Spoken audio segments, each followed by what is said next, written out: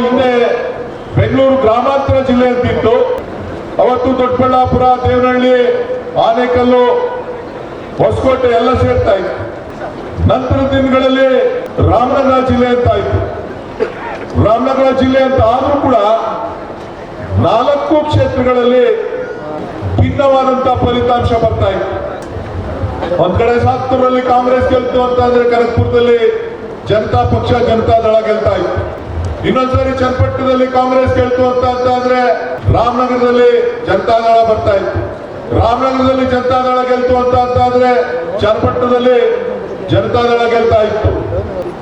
ಚನ್ನಪಟ್ಟಣದಲ್ಲಿ ಕಾಂಗ್ರೆಸ್ ಪಕ್ಷೇತರ ಗೆಲ್ತು ಅಂತ ಅಂದ್ರೆ ಮಾಗಡಿನಲ್ಲಿ ದಳ ಗೆಲ್ತಾ ಇತ್ತು. ಹೀಗೆ ವಿಭಿನ್ನವಾದಂತಹ ಫಲಿತಾಂಶವನ್ನ ನಾವೆಲ್ಲರೂ ಕೂಡ ನೋಡ್ತಾ ಇದ್ದೀವಿ.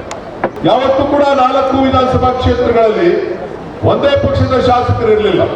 ಆದ್ರೆ ಇವತ್ತು ಇಡೀ ಜಿಲ್ಲೆಯ ಜನರ ಆಶೀರ್ವಾದದಿಂದ, ತಮ್ಮೆಲ್ಲರ ಶ್ರಮದಿಂದ ಏನು ಚನ್ನಪಟ್ಟಣದಲ್ಲಿ ಜನತಾದಳದ ಶಾಸಕರಿದ್ರು, ಅವರಿಂದ ತೆರವಾದಂತ ಸ್ಥಾನಕ್ಕೆ ರಾಜಕೀಯ ವ್ಯತ್ಯಾಸಗಳ ತಾವೆಲ್ಲರೂ ಕೂಡ ಗಮನಿಸಿದ್ದೀವಿ. ರಾಜಕೀಯದಲ್ಲಾದಂತಹ ಬದಲಾವಣೆ, ಅನಿರೀಕ್ಷಿತ ಬೆಳವಣಿಗೆಗಳಲ್ಲಿ ಯೋಗೇಶ್ವರ್ ಅವರು ಕಾಂಗ್ರೆಸ್ ಪಕ್ಷವನ್ನ ಸೇರ್ಪಡೆ ಆದ.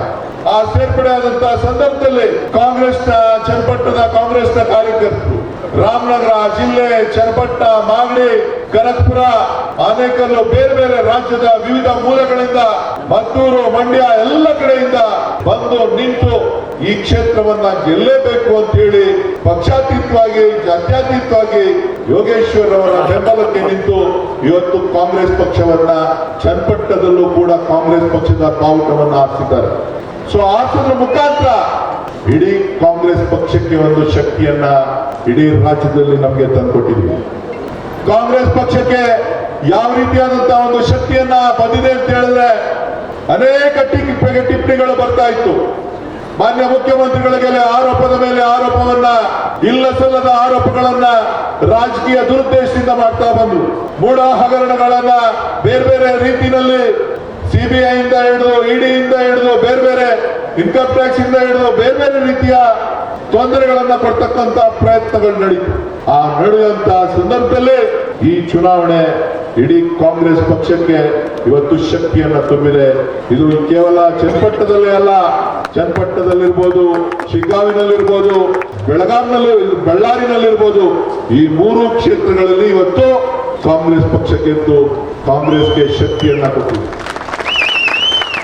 ಜನ ಟೀಕೆ ಮಾಡ್ತಾ ಇದ್ರು.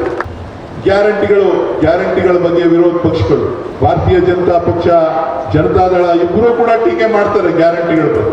ಗ್ಯಾರಂಟಿಯಿಂದ ಏನು ಅನುಕೂಲ ಆಗಿಲ್ಲ, ಗ್ಯಾರಂಟಿಗಳಿಂದ ಅನುಕೂಲ ಆಗಿಲ್ಲ, ಅಭಿವೃದ್ಧಿ ಆಗ್ತಾ ಇಲ್ಲ, ಈ ರೀತಿಯ ಸಾಕಷ್ಟು ವಿಭಿನ್ನವಾದಂತಹ ಚರ್ಚೆಗಳು ನಡೀತಾ ಇದೆ.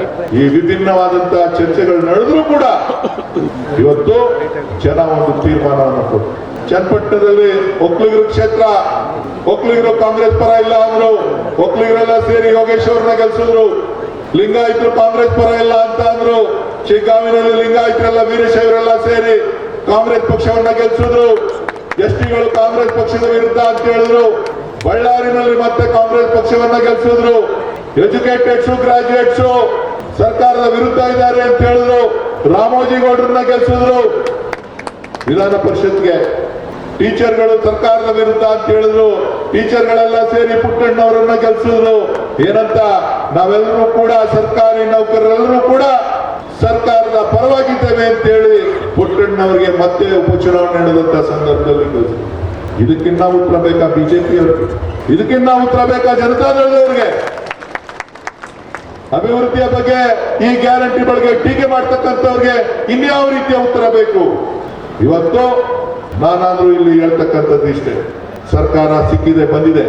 ಶಾಸಕರು, ಮಂತ್ರಿಗಳು ರಾಮಲಿಂಗ ರೆಡ್ಡಿ ಅವರಿದ್ದಾರೆ, ಡಿ.ಕೆ. ಶಿವಕುಮಾರ್ ಅವರಿದ್ದಾರೆ ಉಪಮುಖ್ಯಮಂತ್ರಿಗಳಾಗಿ. ಆದ್ರೆ ಇವತ್ತು ನಾವು ಜಿಲ್ಲೆಯ ಜನರ ಅಭಿವೃದ್ಧಿಯನ್ನ ಮಾಡಬೇಕು. ಇವತ್ತು ತಾಲೂಕಿನಲ್ಲಿ, ಇಡೀ ಜಿಲ್ಲೆನಲ್ಲಿ ಮತ್ತೆ ಕಾಂಗ್ರೆಸ್ ಪಕ್ಷವನ್ನ ಸದೃಢ ಮಾಡ್ತಕ್ಕಂತ ಒಂದು ಕೆಲಸ ಮಾಡಬೇಕು ಅಂತ ಅಂದ್ರೆ ಹೊಸ ನಾಯಕತ್ವವನ್ನ ಹೊಸಬರಿಗೆ ಕೊಡಬೇಕು ಅಂತಕ್ಕಂತ ಒಂದು ಚಿಂತನೆಯನ್ನ ಸನ್ಮಾನ್ಯ ಡಿ.ಕೆ. ಶಿವಕುಮಾರ್ ಅವರು ವ್ಯಕ್ತಪಡಿಸಿದ್ದಾರೆ. ಆ ಒಂದು ನಿಟ್ಟಿನಲ್ಲಿ ಇವತ್ತು ಬ್ಲಾಕ್ ಕಾಂಗ್ರೆಸ್ನ ಅಧ್ಯಕ್ಷರುಗಳು ಇವತ್ತು ಒಬ್ಬರಿಗೆ DCC ಬ್ಯಾಂಕ್ ಅಧ್ಯಕ್ಷರನ್ನ ನಮಗೆ ಅಧಿಕಾರ ಸಿಕ್ಕಂತ ಸಂದರ್ಭದಲ್ಲಿ DCC ಬ್ಯಾಂಕ್ ಅಧ್ಯಕ್ಷರನ್ನಾಗಿ ನೇಮಕ ಮಾಡಿದ್ರು. ಅವರು ಆಯ್ಕೆಯಾಗಿದ್ದಾರೆ ವಿಜಯ್ ದೇವರು. ನಮ್ಮ ಕೃಷ್ಣಮೂರ್ತಿ ಅವರು ಅವರನ್ನ ಕೂಡ ಇವತ್ತು ಕನಕಪುರ ನಗರ ಯೋಜನಾ ಪ್ರಾಧಿಕಾರದ ಅಧ್ಯಕ್ಷರಾಗಿ ಅವ್ರನ್ನ ಕೂಡ ನೇಮಕ ಮಾಡಿದ್ದೇವೆ. ಅವ್ರ ಜೊತೆ ಸದಸ್ಯರುಗಳನ್ನ ನೇಮಕ ಮಾಡಿದ್ದೇವೆ. ಆಶ್ರಯ ಸಮಿತಿಗೆ ಅಧ್ಯಕ್ಷರನ್ನ ಮಾಡಿದ್ದೇವೆ. ಆರಾಧನಾ ಸಮಿತಿಗೆ ಅಧ್ಯಕ್ಷರನ್ನ ಮಾಡಿದ್ದೇವೆ. ಬೆಸ್ಕಾಂ ಕಮಿಟಿಗಳಿಗೆ ಅಧ್ಯಕ್ಷರನ್ನ ಮಾಡಿದ್ದೇವೆ. ಆರೋಗ್ಯ ಇಲಾಖೆಯಲ್ಲಿ ಇರ್ತಕ್ಕಂಥದ್ದಕ್ಕೆ ಅಧ್ಯಕ್ಷರನ್ನ ಮಾಡಿದ್ದೇವೆ. ಕಪಾಳ ದೇವಸ್ಥಾನಕ್ಕೆ ಸಮಿತಿಯನ್ನ ರಚನೆ ಮಾಡಿದ್ದೇವೆ. ಕಲ್ಲಳ್ಳಿ ದೇವಸ್ಥಾನಕ್ಕೆ ಸಮಿತಿಯನ್ನ ರಚನೆ ಮಾಡಿದ್ದೇವೆ. ಬಗರುಕುಂಬಿಗೆ ಸಮಿತಿಯನ್ನ ರಚನೆ ಮಾಡಿದ್ದೇವೆ. ಇವತ್ತು ಸರ್ಕಾರದ ವಿವಿಧ ಹುದ್ದೆಗಳು ನಮ್ಮ ಗ್ಯಾರಂಟಿ ಯೋಜನೆಗಳನ್ನ ನೋಡ್ಕೊಳ್ಳಿಕ್ಕೆ ಗ್ಯಾರಂಟಿಯ ಸಮಿತಿಯ ಅಧ್ಯಕ್ಷರನ್ನ ನೇಮಕ ಮಾಡಿದ್ದೇವೆ. ಸದಸ್ಯರುಗಳನ್ನು ನೇಮಕ ಮಾಡಿದ್ದೇವೆ. ಜಿಲ್ಲಾ ಅಧ್ಯಕ್ಷರನ್ನ ನೇಮಕ ಮಾಡಿದ್ದೇವೆ. ಜಿಲ್ಲಾ KDP ಸದಸ್ಯರುಗಳನ್ನು ನೇಮಕ ಮಾಡಿದ್ದೇವೆ. ಯಾತಕ್ಕೆ ಮಾಡಿದ್ದೇವೆ ಅಂತ ಹೇಳಿದ್ರೆ ಕೇವಲ ಇದು ಸರ್ಕಾರ ಶಾಸಕರಿಗೆ ಮಂತ್ರಿಗಳಿಗೆ ಮಾತ್ರ ಸೀಮಿತ ಅಲ್ಲ, ಕಾರ್ಯಕರ್ತರಿಗೂ ಅಧಿಕಾರನ ಹಂಚಿಕೆ ಆಗ್ಬೇಕು, ಅವ್ರಿಗೂ ಕೂಡ ಶಕ್ತಿ ಸಿಗಬೇಕು ಅಂತ ಹೇಳಿ ಇವತ್ತು ತಾಲೂಕಿನ ಜಿಲ್ಲಾ ಮಟ್ಟದ ಮತ್ತು ಪಂಚಾಯಿತಿ ಮಟ್ಟದ ಸಮಿತಿಗಳಲ್ಲಿ ಸುಮಾರು 200ಕ್ಕೂ ಹೆಚ್ಚು ಜನರಿಗೆ ಇವತ್ತು ನಾವು ಅವಕಾಶವನ್ನು ಒದಗಿಕೊಟ್ಟಿದ್ದೇವೆ. ಹುದ್ದೆ ಎಷ್ಟು ದೊಡ್ಡದು ಎಷ್ಟು ಚಿಕ್ಕದು ಅಂತಕ್ಕಂಥದ್ದಲ್ಲ, ಹುದ್ದೆ ಎಷ್ಟು ದೊಡ್ಡದಾಗಿದೆ ಅದರಲ್ಲಿ ಏನ್ ಸಿಗ್ತದೆ ಲಾಭ ಏನ್ ನಷ್ಟ ಅದಲ್ಲ. ಇವತ್ತು ನನ್ನನ್ನು ಕೂಡ ಸನ್ಮಾನ್ಯ ಮುಖ್ಯಮಂತ್ರಿಗಳು ಮತ್ತು ಉಪಮುಖ್ಯಮಂತ್ರಿಗಳು, ಕಂದಾಯ ಸಚಿವರು, ಜಿಲ್ಲಾ ಸಚಿವರು ಸೇರಿ ನನಗೂ ಕೂಡ ಇವತ್ತು ಬಗರುಕುಂ ಸಾಗುವಳಿ ಸಮಿತಿಯ ಅಧ್ಯಕ್ಷರನ್ನಾಗಿ ನೇಮಕ ಮಾಡಿದ್ರು. ನಾನೊಬ್ಬ ನಿಮ್ಮೆಲ್ಲರ ಆಶೀರ್ವಾದದಿಂದ 3 ಬಾರಿ ಲೋಕಸಭಾ ಸದಸ್ಯರಾಗಿ ನಾನು ಹೇಳ್ಬೋದಾಗಿತ್ತು, ಇದರಲ್ಲೇನಿದೆ ನನಗೆ ಯಾಕೆ ಬೇಕು ಈ ತಾಲೂಕು ಕಮಿಟಿ? ಈ ತಾಲೂಕು ಕಮಿಟಿನಲ್ಲೇನೂ ಇಲ್ಲ. ಆ ಜನರಿಗೆ ಸೇವೆ ಮಾಡಬೇಕು ಅಂತ ಅಂದ್ರೆ ಆ ಸ್ಥಾನ ಮುಖ್ಯ ಅಲ್ಲ, ನಾವು ಇಟ್ಟಿರ್ತಕ್ಕಂಥ ಗುರಿ ಮುಖ್ಯ. ಆ ಗುರಿಯನ್ನ ಇಟ್ಕೊಂಡು ನಾವು ನೀವು ಎಲ್ಲ ಸಂಘಟನೆಯನ್ನ ಮಾಡಬೇಕು.